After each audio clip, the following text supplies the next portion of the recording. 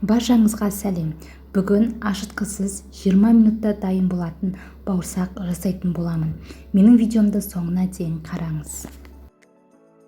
Ең бірінші ыдысымызға сүт, май, жұмыртқа, тұз, шекер саламыз. Уксусқа суды салып араластырып құямыз. Менде алма қосылған уксус. Барлық өнімдерді салған соң жақсылап араластырамыз.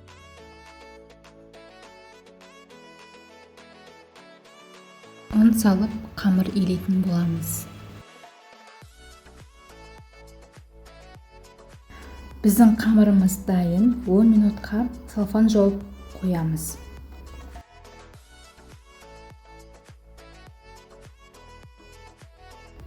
Енді оқтаумен қамырымызды жазамыз.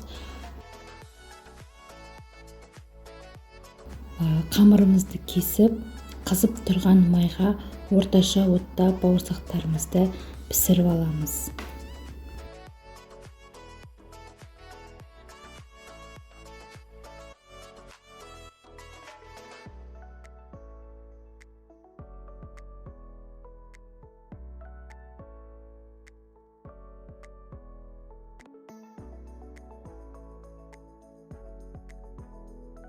Біздің бауырсағымыз дайын.